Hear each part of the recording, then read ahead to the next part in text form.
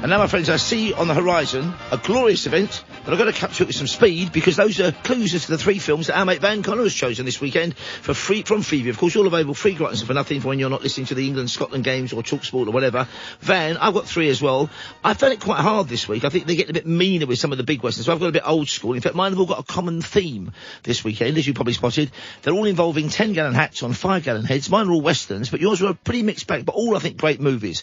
Good morning, Van. Where would you like to start, matey? I think I shall start in the grand heyday of 90s action because it's where I'm at my most effective, I think. So I'm going to go to 1994 and I'm going to give you the great Keanu Reeves action that spawned a million buzz cuts. It was, of course, Speed, by director Jan de Bont. It gave Sandra Bullock to the world. So we owe it a great debt, I think, in the cinematic canon. And it is, as Homer Simpson once described, that movie that they called The Bus That Couldn't Slow Down. This is the movie in which a terrorist bomber puts a bomb on an LA City bus that is activated once the bus reaches a very specific speed. And if its speed drops below 50, it blows. I would say Homer Simpson thought it was cool. I mean, that is such a brilliant picture. Right there, you know they're going to commission that movie, don't you? Somebody's had that genius notion as a high-concept action. The spine of a great action film right there. It was indeed. And, of course, it formed, a cinematic calling card for cinematographer Jan de Bont. This was him breaking into the directing chair. He'd been the cinematographer for Joel Schumacher. He'd been the cinematographer on Flatliners, in particular, always sticks out. So he'd very much made his name with his visuals and broke out into the action mainstream with this, followed up with Twister a couple of years later. Like I say, great cast: Keanu Reeves, Sandra Bullock, Dennis Hopper, Joe Morton, Jeff Daniels. Just an absolute bang of a ride. In fact, there's a pre-Succession Alan Ruck on the bus as well, if you're paying attention. Cameron from Ferris Bueller, as he was back then. You can see this tonight, ITV4 at 11:10. It's the perfect Friday night, lounging in bed, crack a drink open, kind of a flick. And I've got a clip for you, and this is Dennis Hopper making his presence known, giving one of the movie's great monologues and one of the most quotable scenes, the whole affair. Like I say, 11:10 tonight on ITV4. I give you Speed. Pop quiz. What's he going to say? Here we go. Why didn't you just come after me? No, this is about me. This is about my money. This is about money due me, which I will collect. $3.7 million. It's my nest egg, Jack. At my age, you gotta think ahead. When I find you... Pop quiz, hotshot. There's a bomb on a bus. Once the bus goes 50 miles an hour, the bomb is armed. If it drops below 50, it blows up. What do you do? What do you do? What you don't do is commission a sequel involving about an out-of-control ocean cruiser with what's his name, who never was quite Keanu Reeves, but a great film that is. Jason Patric. I mean, it's not bad, but it's almost like, Under Siege 2 when they're on a train isn't any good. You know what I mean? It's just the concept doesn't really work in quite the way that it does on the ship, and this is such a perfect film. There had to be a sequel. Without Keanu, it's going to go nowhere. And did you ever interview Dennis Hopper? No, I never had the pleasure of meeting the great Dennis Hopper. No, I've got to do him twice. Once he was incredibly grumpy because it was a film, 80s film called Colours, which starred Sean Penn about the Los Angeles gang scene, which he directed, in fact, kind of returned to more commercial form. And he was, he kind of knew that everyone wanted Sean Penn, who was Mr. Madonna around that time. And I spent about half an hour with him, but boy, was he grumpy and still very long-suffering. When I met him again for the Speed junket, I thought, is he auditioning for Uncle Fester in the Addams Family? Because his head was shaven. I said, what's all this about, Mr. Hopper? He said, my next film, he said, I'm not sure how it's going to turn. It's called Waterworld.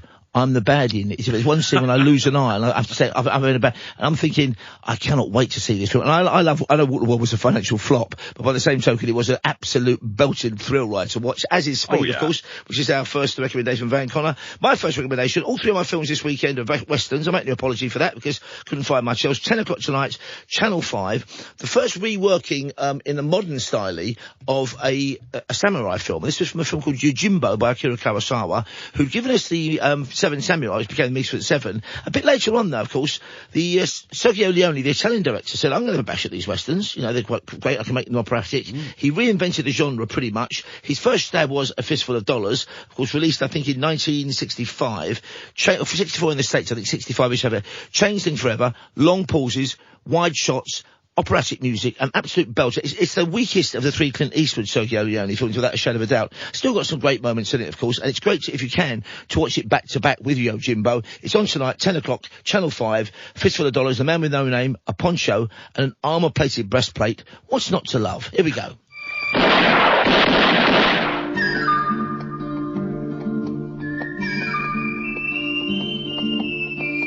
hear you're hiring on men. But if you don't mind doing a little killing, you will have no trouble finding someone eager to pay you. Well, I might just be available. Get 3 coffins ready.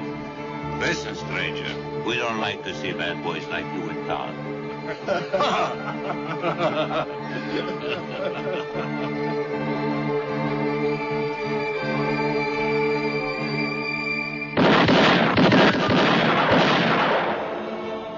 My mistake. 4 coffins. Apparently there was something of a disbelief on the set, because when he turned up, Clint Eastwood, fresh from being in Rawhide as Rowdy Yates, the big American show, the other Italian actors who were jostling for screen time couldn't believe that most of the time he spent taking his dialogue out.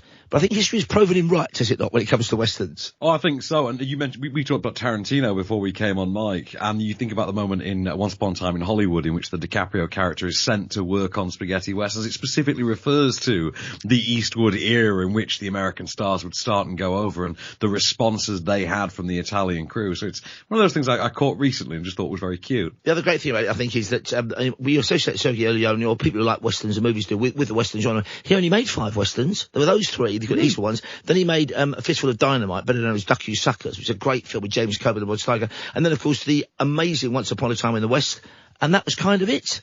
You know, never got to make his film about Stalingrad, and never got to make another western. Anyway, the big screen's loss, I suppose, is the Once Upon a Time in America's gain. Where do you want to take us for your second film, Van? I'm going to take you to the ice rink, good sir, with none other than the likes of Will Ferrell and John Heder, for what I think is one of the best comedies of the 2000s. It's Blades of Glory from, I think it's late 2006, early 2007.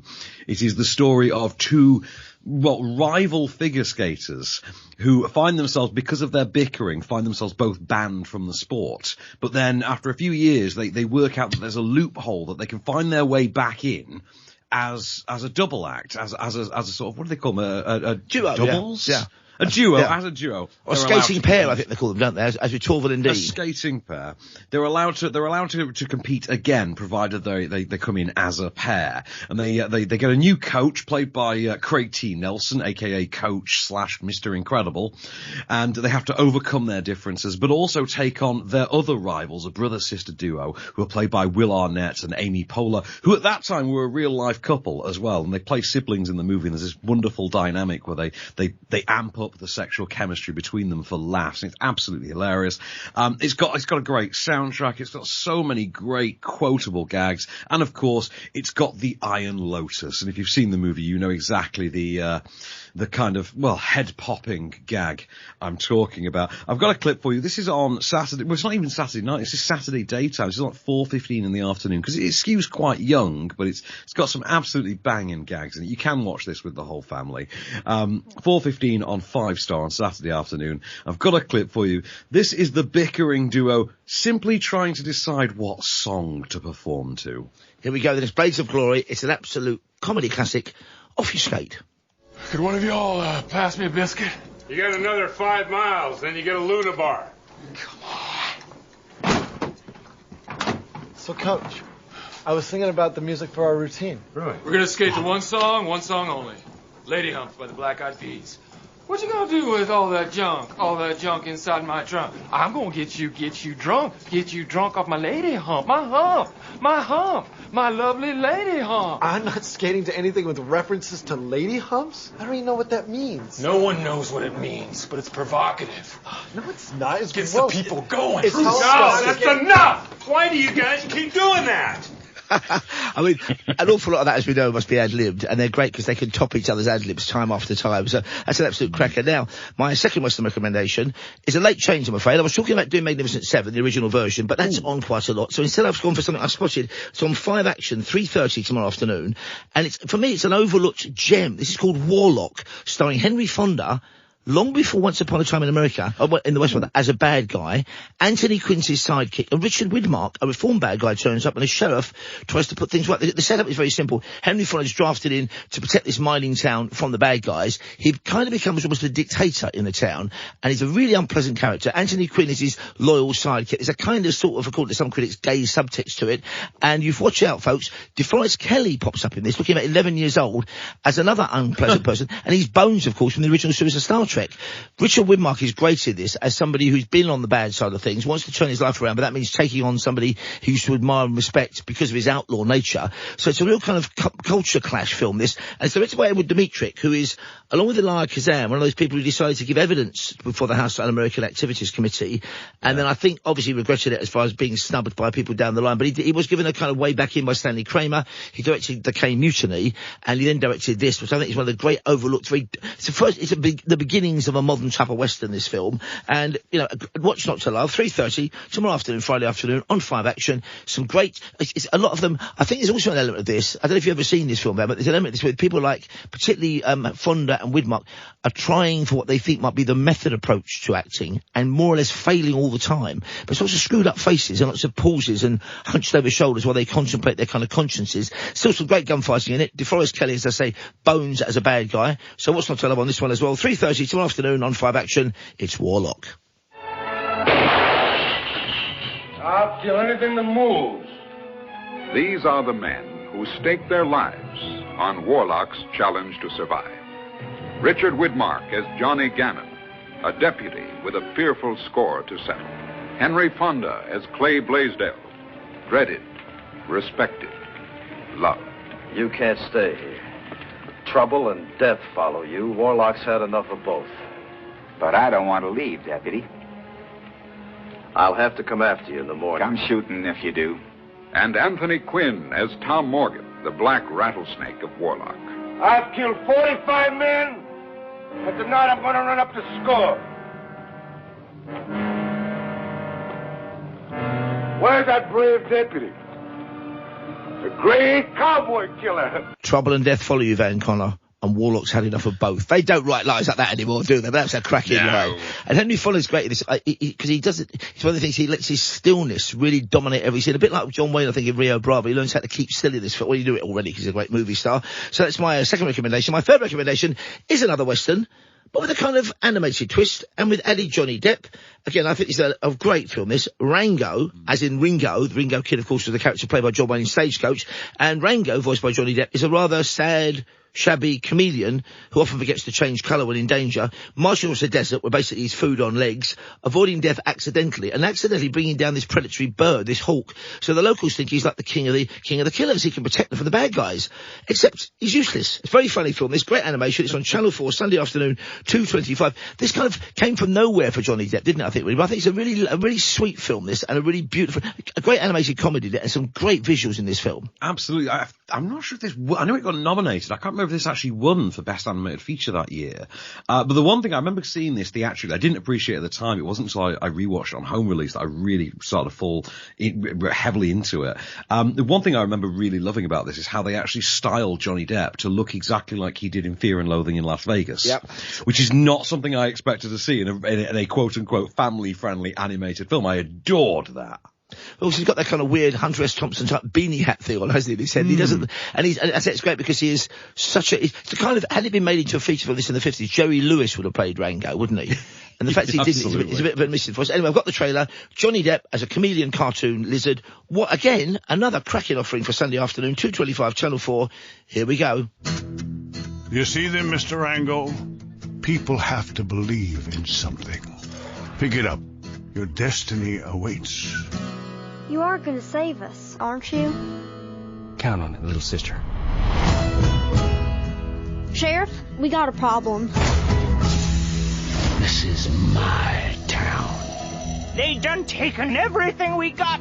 So you want something to believe in? Believe in that there sign. For as long as it hangs there, we got hope. Whatever you do, do not look down. It's also got the voice talents of Harry Dean Stanton and Ray Winstone in it. So it's got a very interesting cast picture on that one. That's my final one. 2:25 Sunday afternoon on Channel 4. That was Rango. Where are you taking us finally on Sunday, Van? I'm taking you into outer space for one of my very, very favourite movies. I don't know if you know this, I host a monthly film screening event at our local music venue in Leighton Buzzard, and this was our pick for the month of April, I believe. It's 1997's Event Horizon, starring Lawrence Fishburne, Sam Neill, Jolie Richardson, Sean Pertwee. I think it's the first big role for Jason Isaacs as well. And this came to us from Paul W.S. Anderson, who nowadays is probably best known for the Resident Evil film series and being married to Mila Jovovich, but who stars in a lot of his films now. But this was back in the 90s when he was just coming off of the Mortal Kombat movie from 1995, and he was offered the chance to direct the Mortal Kombat sequel or Alien Resurrection, and he turned both down to do this instead. It's best described as a haunted house movie in space. An experimental spaceship in the year, I think it's 2063, has gone missing 7 years earlier, has an experimental drive that allows it to jump from one point in the universe to another through like a wormhole platform of technology. It reappears, the crew are all missing, and a salvage team board to try and recover the ship and find out what happened. Big mistake. Yeah, not the wisest of plans, as it quickly turns out, because, well, it didn't come back alone. You can see this on Sunday nights, 11:10 on Paramount. If you've never seen it, you are in for a treat. It's got a great soundtrack by the great Michael Kamen, who teamed up with Orbital for this, who'd worked on Anderson's debut film Shopping. It's very much of its era. It's like a trip hop 90s club themed sci-fi horror movie. It's an absolute corker. Got a clip for you to say, Sunday night, 11:10 on Paramount. Here is Sam Neill starting to go a little bit Colonel Kurtz on us. And I must say, I first saw this on VHS, I got sent a review copy of it, and then I saw it on the big screen. And there's a moment at the end, folks, without giving too much away, when the lights on the spaceship go in and out of black darkness, and some of the things you see momentarily when the light is on, you don't want to see again, do you, Van Connor? Yeah, you don't want to use the photorealistic pause feature on the DVD, put it that way. So it's on Paramount, it's on 11:10 on Sunday night, and it is Event Horizon, and believe me, it's a scary masterpiece. About my ship, you can't just leave her? I have no intention of leaving her, Doctor.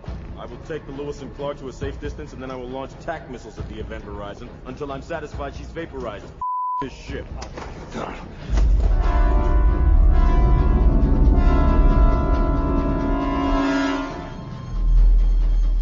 Captain Miller, the bioscan just went off the scale. It looks like the core is draining power from the rest of the ship. Get the files. Vacate. I want off this ship. You can't leave. She won't let you. You just get your gear and get back on the Lewis and Clark, Doctor, or you'll find yourself walking home. I am home. Oh dear, I forgot that's a great line. He is home could have been the poster tag for this one. And we just had a text in. Van's right again, they say. Gore Verbinski won the Oscar for Best Animated Film with Rango back in, I think they say in 2011 there. So well done, Van Connor. And I know you've got loads of fantastic information coming to people's ways and some entertaining reviews as well in your off-screen podcast. When is that drop? Is it 8 o'clock this morning? 8 o'clock this morning, and I'm going to apologise to our listeners in advance for the 17-minute breathless rant I went on about how bad The Flash is. I promise it deserves it. Okay, looking forward to listening to that on the way home. I'll be bracing myself for it as well. And Van Connor joins us again next Friday on talkSPORT and talkRADIO, where we're live, my friends, till 5, and that's a wrap.